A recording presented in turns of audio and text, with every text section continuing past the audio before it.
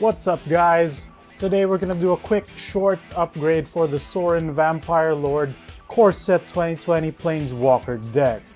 So, I'm not sure about the exact pricing for these upgrades. I just happen to have some of these cards lying around, some of which I know are fairly cheap, but there's a certain card that might be a question. I mean, I don't know the price of the card currently right now, so that might change the price, but like it's not gonna be greater than the cost of the overall deck, so it should still be a fairly budget upgrade, all things considered.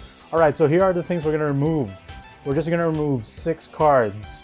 We're gonna remove 1 extra land. We're gonna remove the Vampire Opportunists, because these are not great. We're gonna remove the Combat Trick Dark Remedy, so there's 2 of that. We're gonna remove 2 of those.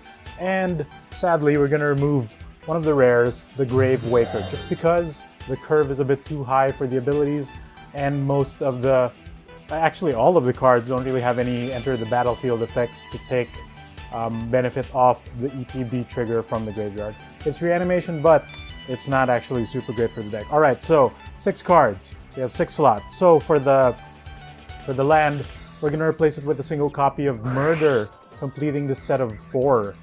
So the deck comes with 3. I think I put them at the back, non-creature spells. Yep, deck comes with 3 murders. We're gonna put a 4th one, so just to have our removal suite nice and ready. 4th copy murder, printed in common for this set, which is nice. You can also find them in like the most recent, probably the early rotating sets in Core 19, which has them in uncommon, but they're about the same price. I honestly prefer this art over the Innistrad art. So that's good. So the double black is not an issue because this is a mono black deck, and that's, I think, fine for that. So we're gonna add 3 more rares to this.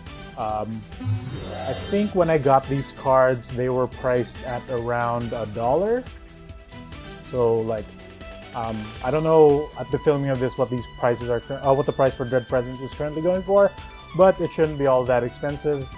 So 3 copies of Dread Presence to complete the set of rares. I know it's not a vampire, but I do like the ability of whenever a swamp enters the battlefield under your control, you can do one of these 2 things. Also, it's a non-legendary creature, so you can have multiple copies of Dread Presence out on the field, and when you put a swamp into play, it'll trigger each Dread Presence separately. So it makes up for the lack of card draw with this, and for extra burn and life gain as well.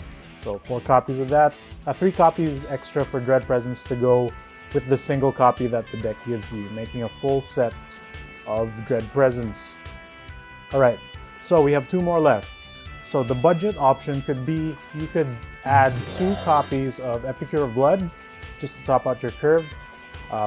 It's 4 in the black for a 4/4 vampire, which has an ability, whenever you gain life, each opponent loses 1 life. So, like with the Bloodthirsty Aerialist, where it gets a +1/+1 counter for each instance of life gain, this drains your opponent's life for 1 life per instance of life gain as well. So it can be done by either Dread Presence's ability or Sorin Vampire Lords' Minus, which pings for 4 and gains 4. Sorin's Thirst can ping 2, gain 2, can also trigger this guy. The lifelink of Blood Burglar will also trigger this guy. But if you have some money to spare, I think when I got these cards, they were priced at around $2 to $3. To go heavier on the vampire tribal aspect, you can also, instead of the 2 copies of Epicure of Blood, you could put in 2 copies of Icon of Ancestry. So Icon of Ancestry is an artifact for 3. As it enters the battlefield, choose a creature type. Of course, you will choose vampires for this. Creatures of the chosen type get +1/+1. So that's a permanent effect as long as this is on the field. And for 3 in a tap, you can look at the top 3 cards of your library, reveal a creature card of the chosen type among them, put it into your hand, and bottom the rest. So if you're lacking card draw, say Dread Presence isn't out or has been removed off the field, this is another means of card draw.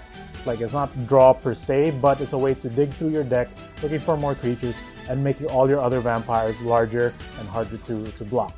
So that's the option. We got for the sure additions, we're adding in the murder, 3 dread presence, and you can either go for, if you want a life gain like sort of thing, you can go for the Epicure of Blood, which is also a 4/4 body, which isn't bad, or you can go for Icon of Ancestry, which is like it's not quite a Lord effect, but it is a permanent buff to all your vampires if you're going for the Vampire Tribal.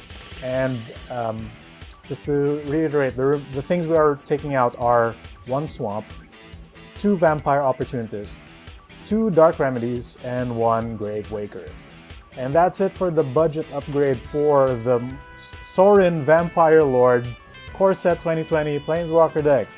If you like this video or don't, please rate and comment down below. We appreciate it. We appreciate you sticking around throughout the entire video. Follow us on Facebook, Twitter. We're on Facebook at Good Trades Brigade. We're on Twitter at GT Brigade. You can also support us on Patreon at patreon.com/goodtradesbrigade. For a cup of coffee, you can help keep the lights on. You can help us get better equipment to improve the quality of our videos. Maybe better lighting for this because it's a big glare fest right now.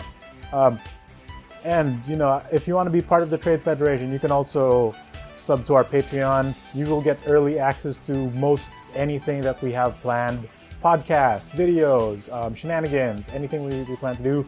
You will get notifications for them right as they happen. And that's gonna be it for this video. Sorin Markov, Sorin Vampire Lord Core Set 2020 Planeswalker deck upgrades. And well, that's gonna be it for our video. So now don't forget, you guys, keep it going. Bye.